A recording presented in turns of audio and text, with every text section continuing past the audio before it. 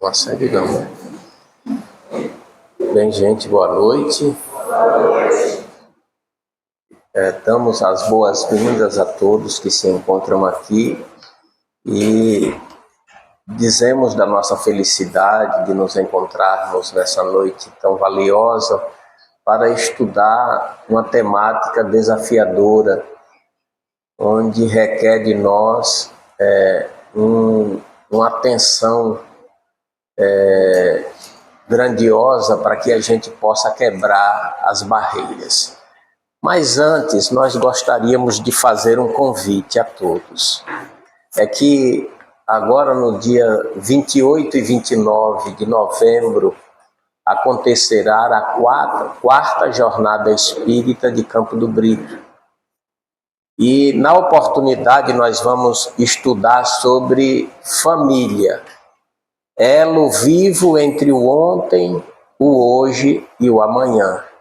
E receberemos Denise Lino, da Paraíba, Pedro Paulo, de Minas Gerais, Rafael Siqueira, do Rio de Janeiro, Tato Save, de São Paulo, Júnior Vidal, do Espírito Santo, Carol Medeiros, da Paraíba, Ítalo Francisco, de Sergipe, Rodrigo Menes, de Sergipe, Emerson Olivier, de Sergipe, Isa Santos, uma poetisa lá de Itabaiana, de Sergipe, Jô Benevides, do Pará, Ameliene Cristina, de São Paulo.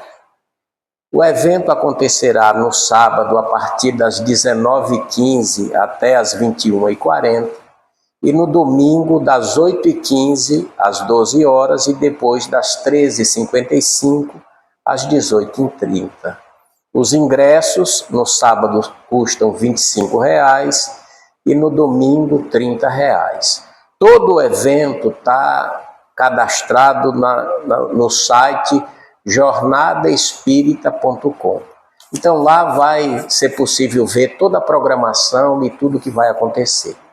Aí se pode algumas pessoas assim dizer, bem, e está cobrando para um evento espírita, é muito interessante essa fala, né? Nós que realizamos eventos espíritas há muitos anos, realizamos 8 Campo do Brito Espírita, um desafio, uma coisa que trabalhávamos um ano inteiro para fazermos o evento gratuito. Mas, no entanto, eu tinha que sair o ano inteiro pedindo aos amigos e ao não espírita para financiar o evento. Até que um certo dia, uma pessoa me disse assim, por que o espiritismo não se torna autossuficiente? Ele fez a doação. Eu até me senti afetado, né? Achei que ele não deu com muita boa vontade.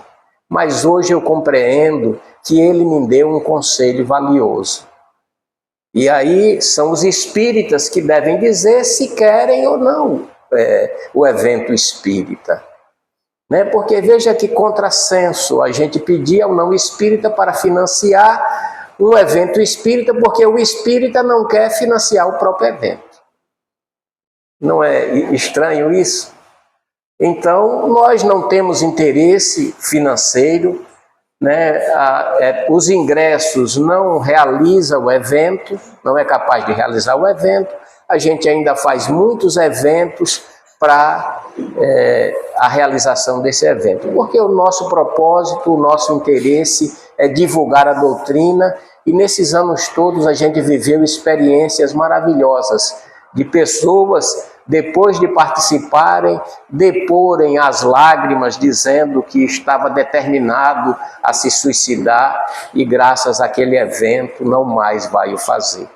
Então são essas experiências que nos motivam a continuarmos nesse propósito.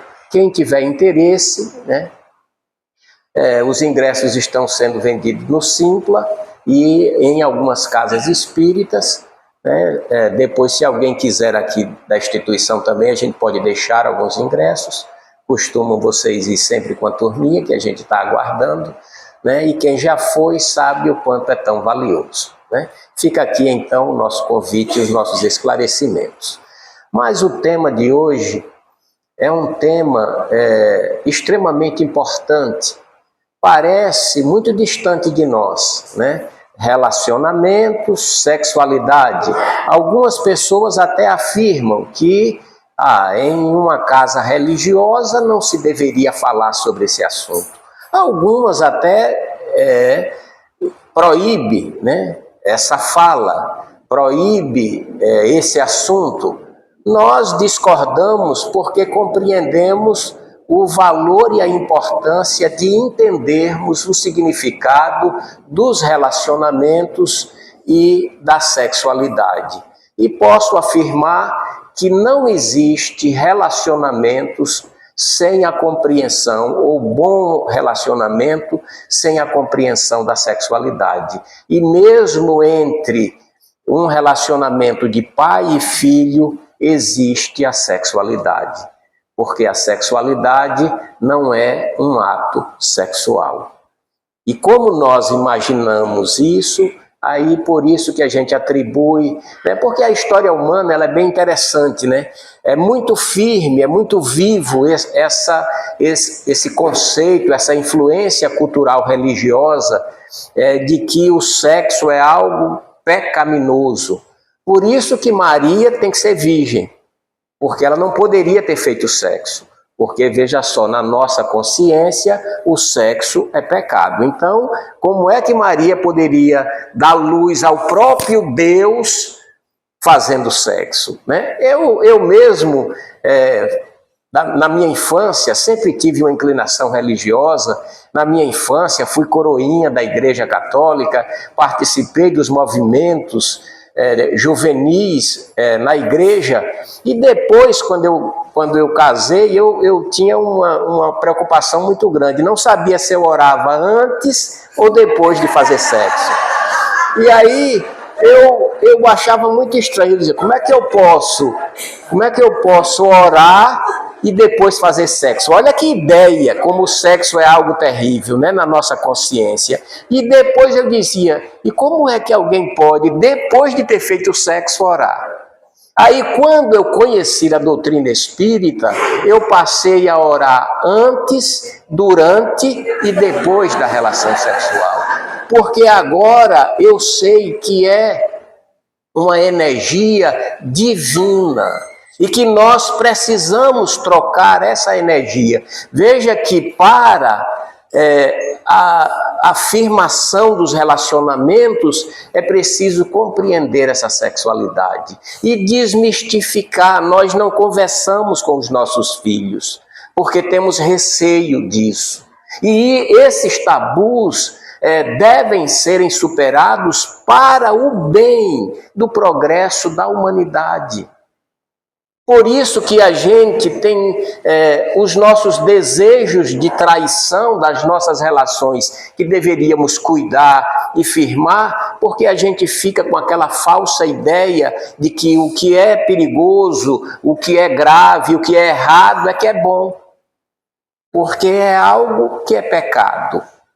E aí, por essa razão, a gente não consegue firmar a nossa relação. E aí estender esse amor, colocar esse sentimento que precisa ser conquistado. André Luiz estudou esse assunto. Ele, no livro Evolução em Dois Mundos, ele mostra, né, com clareza o quanto essa sexualidade ela é tão importante para o equilíbrio dos sentimentos humanos. E que as razões até dos desequilíbrios, dos desalinhos, desse sofrimento e dessa inquietação humana, também é pela falta justamente dessa compreensão, em que a gente se desalinha, em que a gente não busca esse equilíbrio. E que a gente, de fato, não sabe lidar com isso. Por quê? Porque a gente não tem conversado. Aí a gente conversa na irresponsabilidade do diálogo, numa roda de amigos que não está buscando um equilíbrio. Né? Eu chego no trabalho, aí quando passo na guarita para entrar na instituição, aí os colegas lá ficam mostrando cenas de filmes eróticos. Olha, isso aí me perturba. Como é que a pessoa vai começar a trabalhar E aí está vendo uma coisa daquela. Veja como isso, nós precisamos entender o quanto a gente precisa melhorar o nosso comportamento nessa aproximação desse entendimento. Como é que a gente pode amar? Vocês viram aqui a leitura lida do Evangelho, no capítulo 15, né, fora da caridade não há salvação, o maior mandamento, que o texto vai nos dizer que é justamente o amor. Olha, é o nosso mestre, gente, é o nosso mestre que está dizendo que a coisa mais importante é amar. E a gente não quer amar. É impressionante como há uma resistência.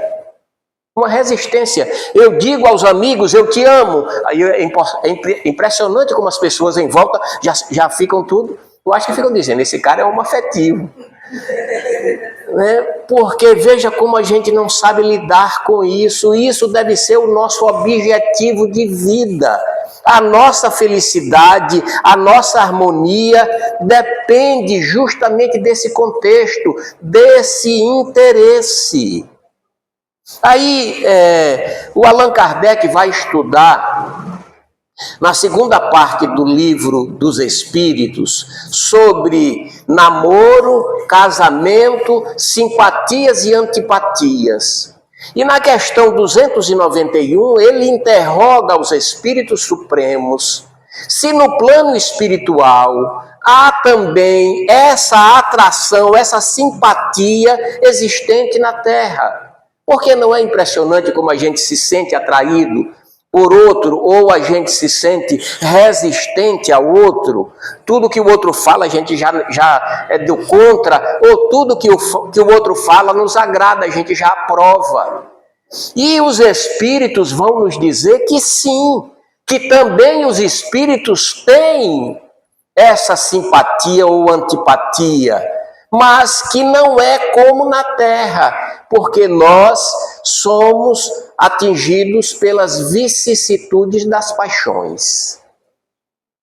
Então, as nossas paixões, elas nos enganam, porque a gente se apressa e a gente já gosta ou não gosta, e é impressionante que a jovem, né, quando ela quer casar e o pai não concorda muito bem com isso, aí ela diz que enfrenta o mundo por esse amor, porque eu estou amando. É casar 2 semanas depois, essa força, essa coragem já não existe mais.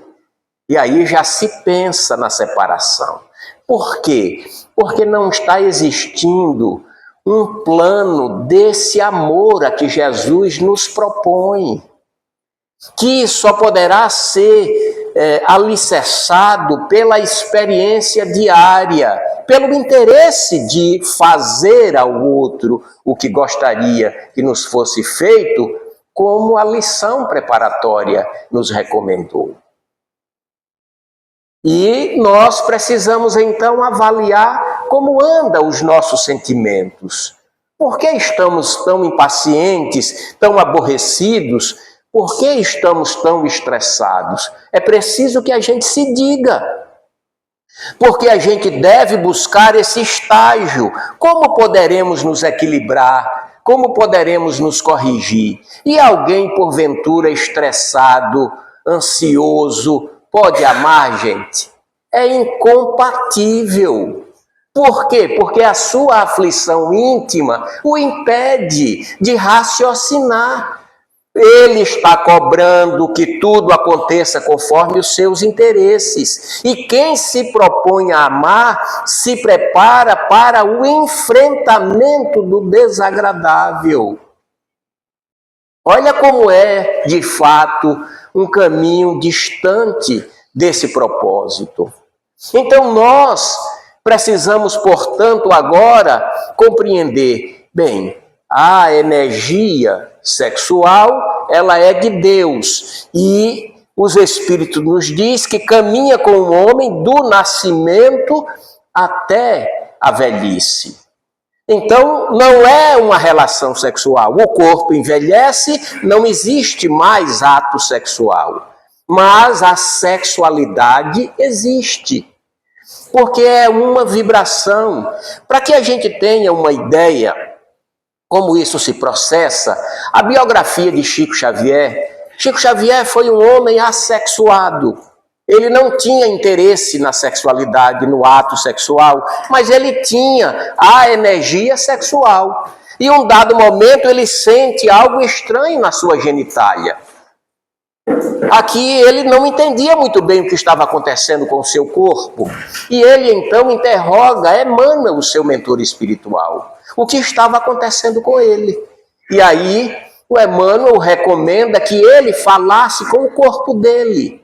E ele então faz uma prece e começa a falar com a sua genitália, dizendo que não tinha interesse naquela atitude, e que essa energia pudesse ir para a mente dele, para ajudá-lo no exercício da mediunidade. E o corpo, então, obedeceu o pensamento sincero, o apelo equilibrado de alguém consciente do seu dever. E aquela energia sexual, então, se desloca, saindo da sua genitália, para ir aos centros de força no exercício da sua mediunidade, em que, aos 92 anos, quando ele abandona o corpo, ainda assim, neste ano, ele psicografou. Foi até filmado, né? Ele com muita dificuldade para pegar na caneta, o corpo já estava debilitado de uma vida, de muito trabalho, de amor ao próximo.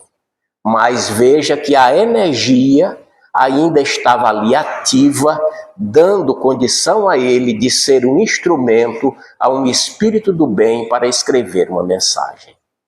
Então observemos como é tão vital e essencial para o bem compreendermos isso, porque muitos de nós alimentamos essa energia justamente no desequilíbrio. Ao invés de harmonizarmos, nós nos desequilibramos e cometemos um erro muito grave. Nos acostumamos com a relação. Então, o corpo envelhece, a gente dorme em quarto separado, não dialoga, né, não troca gentileza, lembra só daquilo que nos desagradou, como se a vida fosse para acontecer só aquilo que nos agrada.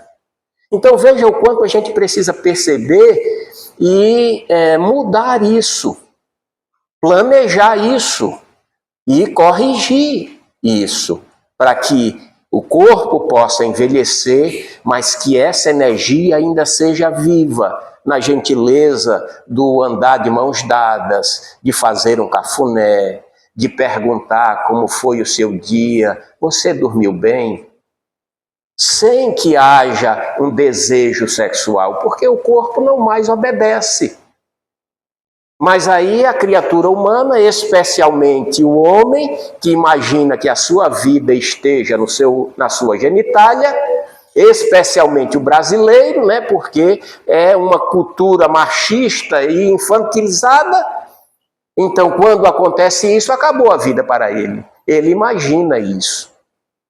E é preciso que a gente compreenda que é uma fase muito importante. Imagina utilizar essa energia para que a gente possa ajudar na educação dos netos, nos conselhos moralizadores, na orientação do bom proceder, do bom costume, da gentileza, do amor. Veja que isso é possível para todos nós. Basta que a gente se interesse. E nós queremos, é uma decisão íntima, não é um certo ou errado. Teremos que viver um dia, mas o dia quem vai dizer somos nós quando queremos. E é preciso, portanto, trabalharmos essa relação para que essa relação seja uma relação em que seja compartilhada vibrações que nos dê condição de enxergar a vida como uma oportunidade saudável de experiências lúcidas. O André Luiz no mundo maior, existe um capítulo em que ele estuda o sofrimento dos espíritos que não agiram adequadamente com a sua energia sexual. Existe uma ala, especialmente no capítulo 11, em que ele vai ver, e aí ele vai dizer que essa energia penetra nos centros de força. Olha, gente, quando nós entramos na sala de passe, existem centros de forças em que nós somos receptivos de energia.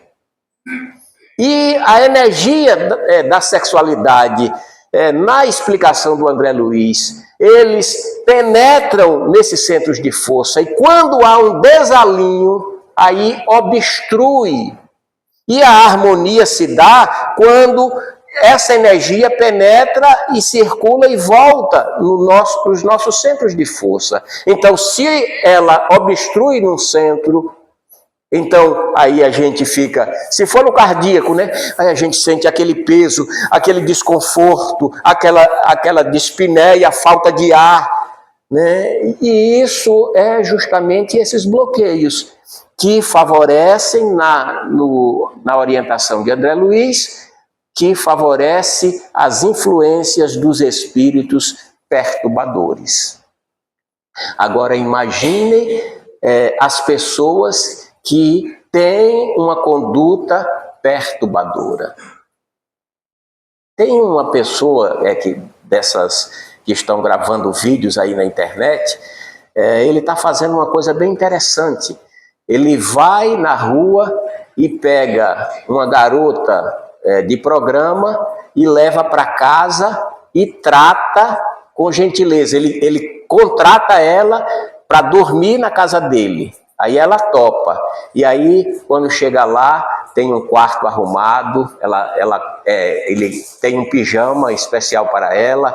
Quando ela acorda, tem café na mesa, ela ganha presente. E é uma coisa linda.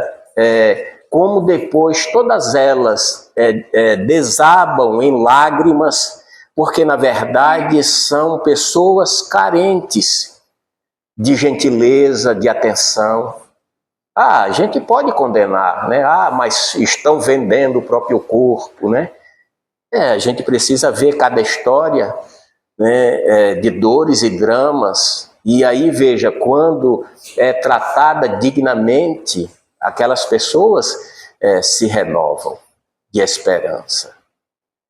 E é isso que a gente precisa entender. Na própria biografia do Chico Xavier, uma pessoa foi atropelada, ele levou para casa para cuidar, e aí ele tinha que trabalhar, então ele colocou no jornal quem poderia ir. E duas prostitutas se prontificaram a cuidar à noite. E em algumas semanas, em convívio com o Chico, depois elas retornaram para dizer que não mais iriam fazer aquilo na vida. Então, ao invés de a gente estar emitindo uma vibração, que a gente possa fazer uma oração. Porque são nossos irmãos, são espíritos filhos de Deus, e como nós, destinados a se tornarem puros um dia. E é isso que precisa ser entendido nessas relações. Como andam as nossas relações? Como eu me proponho com essas relações? Tem uma passagem muito interessante de Divaldo Franco. Ele está em um seminário falando, é o homem eloquente, né, o homem da oratória que comove os presentes. E em um dado instante, uma garota sobe na tribuna e na presença de todos, mais de 10 mil pessoas, ela diz: Divaldo Franco, eu te amo e o meu sonho é ter um filho com você. Aí ele para sabiamente, né, diz: minha filha, o que você está me dizendo, eu te prometo que de agora em diante eu vou reformular a minha forma de oratória. Porque a minha oratória é para motivar os meus irmãos a amarem Jesus e jamais a mim. Mas ali estava uma pessoa carente. Ali estava uma pessoa com necessidades daquelas palavras. E ela se dizia apaixonada por ele, se deixando mover agora na sua energia sexual, quero ter um filho com você. Porque não estava entendendo.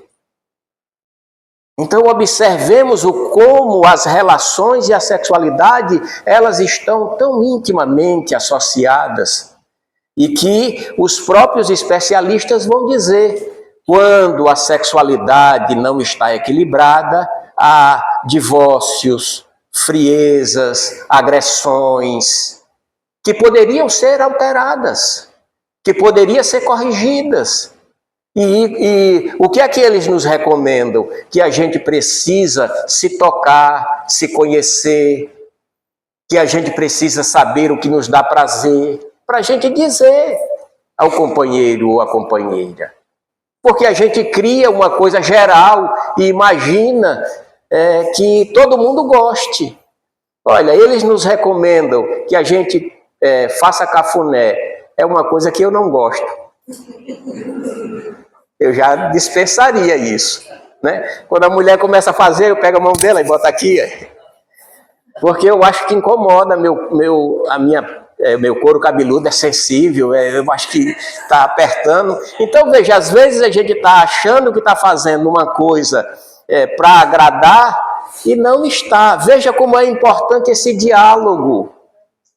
E aí, nós temos uma experiência muito dolorosa, porque a minha mãe, né, ela faleceu aos 56 anos, no ano de 99.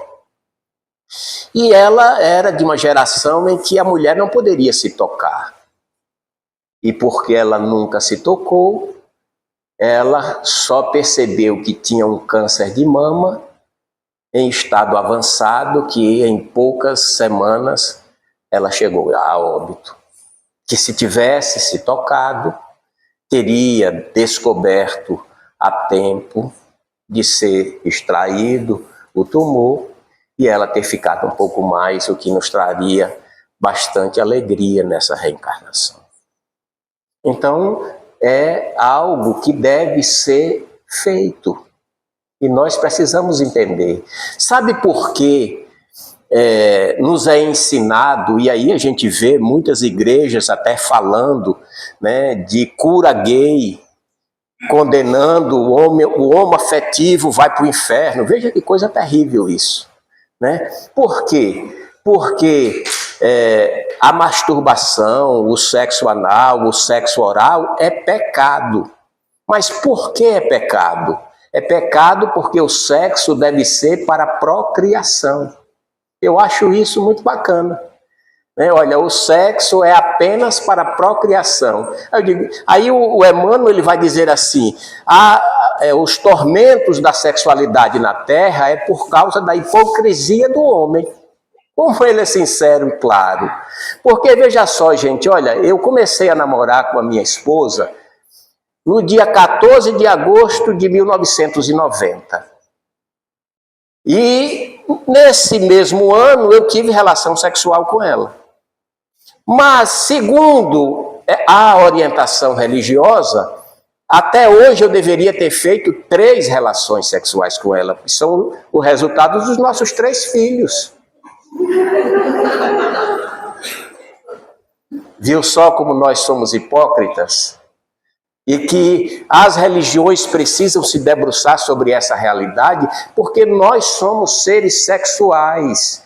Eu chego aqui no shopping, Jardins, eu olho para o G. Barbosa ali, eu vejo 45 caixas. Eu digo, olha, tudo isso aí é só por causa da relação sexual. Porque senão ninguém casava. E veja que nós precisamos isso ainda, até que a gente sublime a nossa consciência e nos relacionarmos pelo amor, sem esse interesse que ainda nos move. E é isso que deve ser posto à mesa, para a gente conversar. E não quando se deixa, né? Porque, olha, eu estou com 60 anos. A minha esposa está com 52 anos. Foi bem interessante uma conversa que eu ouvi da minha filha com ela. E ela dizendo que perguntou ao terapeuta, né? O meu marido tem 60 anos e ainda quer tanto. Quando é que eu vou poder me livrar disso? Olha só como foi frustrante isso. Aí ela disse assim, não, eu acho que vai até uns 70.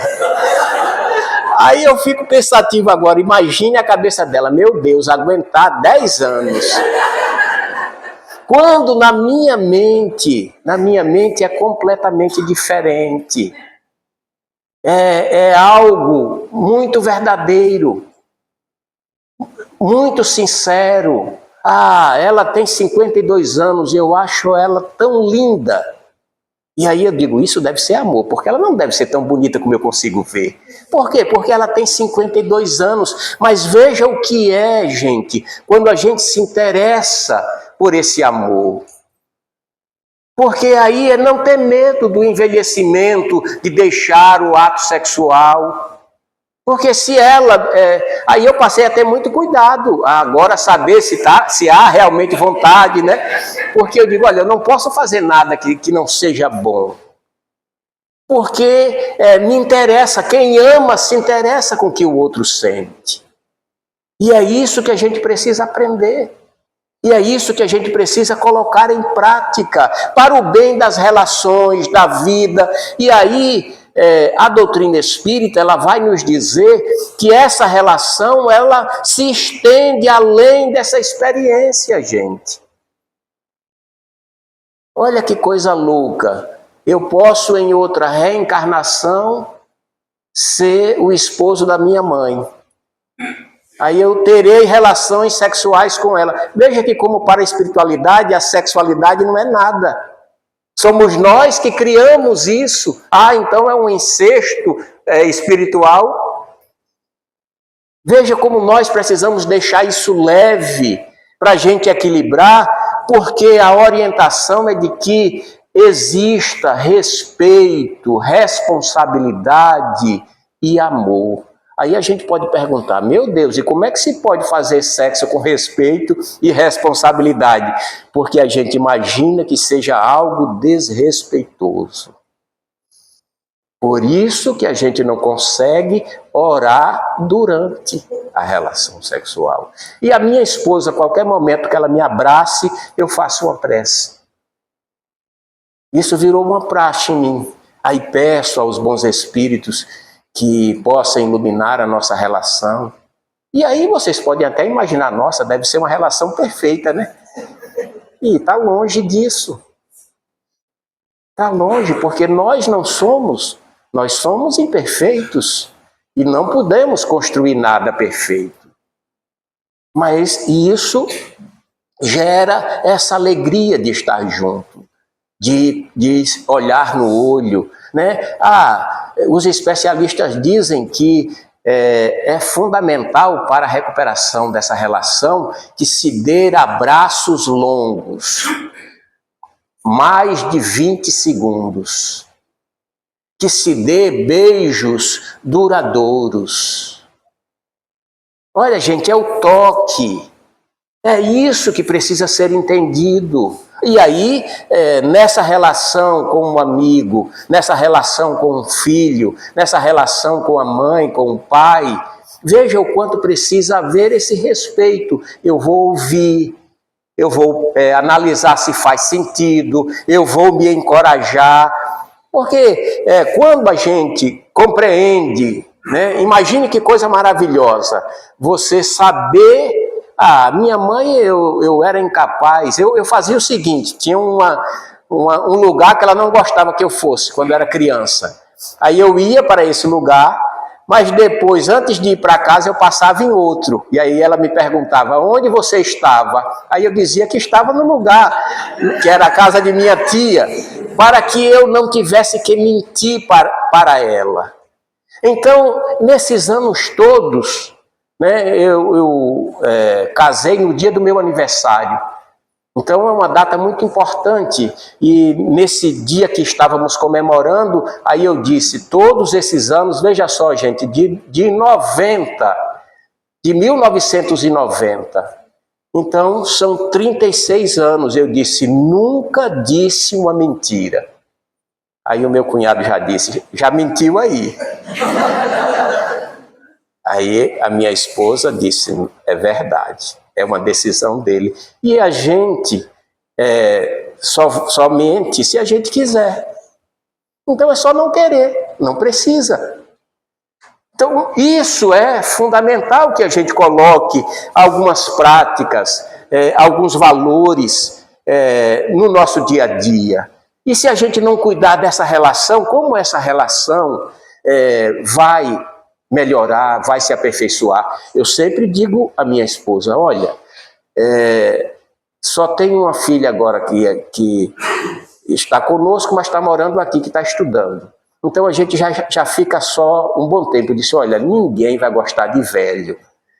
Então vamos aprender a estarmos juntos, felizes, porque aí a gente não vai se distanciar um do outro e a gente vai ser companhia um do outro. Mas veja que isso precisa ser um plano antecipado. Se a gente chega a esse momento carregando as mágoas, aí fica mais difícil. É preciso o ajuste, mas se a gente está agora na idade avançada e com as mágoas, ainda há tempo para corrigir. E os Espíritos nos diz e nos recomenda a casa espírita, o passe na casa espírita, a meditação, a oração, o evangelho no lar, a doutrina. Se ela penetra em nosso coração, aí a gente passa a ter um olhar diferente. Ao invés de acender tanto essa dor e essa mágoa, a gente agora dilui isso e se enche de esperanças. Não, nós vamos fazer diferentes. Nós vamos corrigir os erros e há sempre tempo para aprendermos a nos amar. Porque Jesus, na última ceia, ele dá um mandamento dele. O meu mandamento vos dou. Aí veja só, existia um mandamento maior que foi lido aqui no Evangelho, amar a Deus sobre todas as coisas, amar ao próximo como a si mesmo. E Jesus disse, eis aí toda a lei e os profetas, tudo que os 16 profetas ensinaram, até ele estava resumido em amar a Deus sobre tudo e amar ao próximo como a nós mesmos. Mas na última ceia ele disse, o meu mandamento eu vos dou, que vos amei uns aos outros como eu vos tenho amado. Agora o negócio ficou barra. Porque ele dá a condição, nós precisamos nos amar como ele nos ama. E aí, veja que roteiro maravilhoso. Poxa, eu não consigo ainda, eu ainda me chateio, eu ainda me aborreço, eu não posso. Veja, é essa luta do dia a dia que a gente vai diminuindo aos poucos, para que de fato a gente possa nos amar. E aí deixar de nos ver com tanta crítica. Apontamos, tantos erros dos outros, somos tão propensos. E Jesus nos alertou.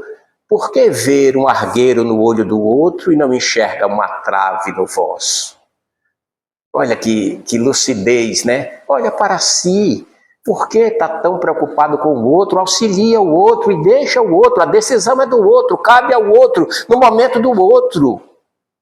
A gente se der um conselho, veja se quer, aí já está fazendo. Eu disse para parar de beber, mas repare se quer. Aí, veja só, a gente quer dar um conselho, quase que dando uma ordem, já quer que o outro se modifique. Isso precisa de um trabalho, isso precisa de um entendimento, de uma motivação.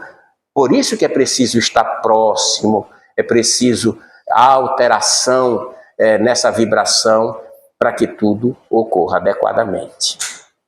Então, para que a gente possa encerrar, queremos abrir um livro aqui muito bonito, do Richard Simonetti. Nós temos um carinho muito grande pelo Richard, ele foi várias vezes lá no Campo do Brito, no Campo do Brito Espírita, a gente teve a oportunidade de dialogar muito, É um espírita que deixou 65 livros escritos.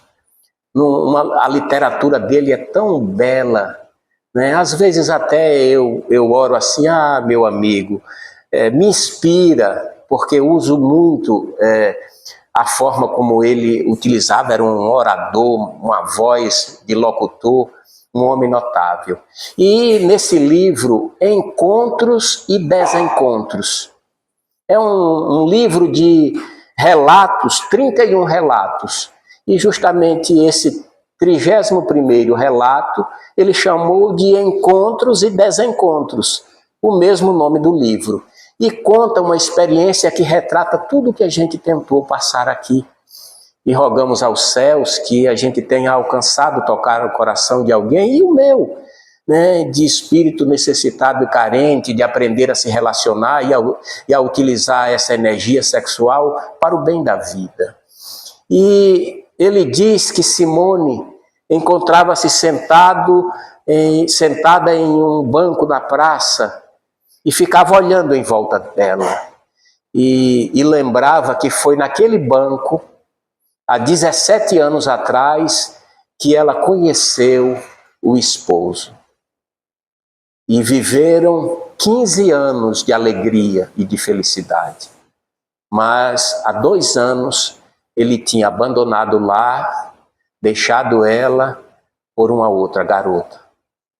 Ela pensou em suicídio, enlouqueceu e procurou a casa espírita. E a doutrina esclareceu a ela que ela não deveria guardar esse tipo de sentimento que faz muito mal. Então ela trabalhou isso e o perdoou. E estava ali agora, sentada, 17 anos, no mesmo banco, na mesma praça, aguardando ele, que tinha feito um apelo a ela, que precisava demais conversar com ela, que estava desesperado. E ela disse, eu o conheço, creio que ele vai pedir para voltar. Eu sei muito bem, olha, marcou no mesmo lugar. Eu conheço aquela pessoa. E no fundo o coração dela dizia, que bom que fosse isso, porque ela também queria recuperar a relação danosa que lhe fez sofrer. E de repente ela percebe o Armando, o seu ex-marido, vindo em sua direção. O coração palpitou, acelerou e ficou ofegante, sem saber o que dizer. O que é que eu vou dizer agora? E à medida em que ele se aproximava, ela percebeu que ele estava abatido, pálido, magro, e trazia um semblante carregado, acabrunhado. E ela olha para ele, trêmula, e ele, Simone, eu te chamei aqui porque eu estou sofrendo muito e eu quero te pedir perdão. Ainda que demore o resto da vida, eu vou lutar para que você me perdoe. Acalme-se, Armando. Não há nada para eu te perdoar porque não existe mágoa. Eu conheci a doutrina espírita, que me orientou para cuidar das minhas emoções. Não se preocupe, fique bem, não fique aflito. Você não entende, mas foi um erro tudo que eu fiz. E eu queria que você me desse uma nova chance. Eu te prometo que não cometerei mais os mesmos erros. Serei uma pessoa diferente.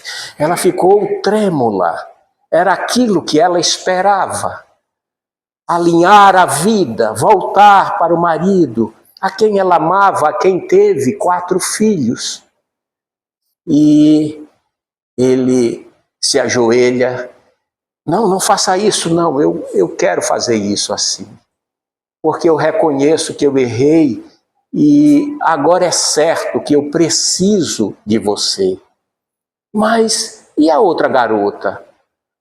Onde ela está? Foi um erro. Há 2 meses ela me deixou. E eu pude perceber que foi insensato tudo que eu fiz. Eu vivi esses 2 anos uma profunda ilusão e quero corrigir a minha vida. A Simone se motiva, levanta ele, se levanta e diz: eu estou disposta a recuperar a nossa vida, a nossa família e voltarmos juntos para casa. Aí eles param um pouco e disse: é porque tem um problema. Aí ela: problema? Mas não foi você que veio propor? Que problema? É que existe uma criança de 2 meses e que a mãe abandonou e disse que não quer mais a criança. Então você vai ter que me aceitar com a criança.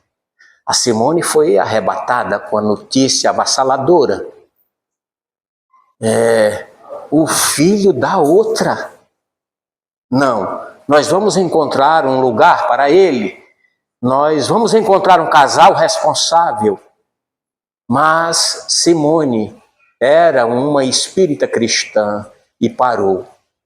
E percebeu que não podia olhar para ela apenas naquele momento. E disse: meu Deus, a criança com 2 meses já foi abandonada pela mãe e agora está sendo um problema para o pai. Será que é justo que eu também o negue? Respirou e olhou de forma sincera para o Armando e diz: vamos buscar a criança. Tenho certeza que ela está sentindo falta da mãe e vamos levá-la para casa e amá-la como se fosse o nosso filho. Abraçaram-se emocionados e chorando e se dirigiram ao local onde a criança aguardava alguém que estivesse disposta a recuperar as relações e dar um roteiro diferente à vida. Talvez muitos de nós achem que isso é uma loucura, mas as coisas do espírito imortal ensinada pela doutrina parece loucura para os homens da terra. Por isso que a gente precisa parar de imaginar que amarmos uns aos outros é loucura e compreendermos que amarmos uns aos outros vale a pena. Muita paz.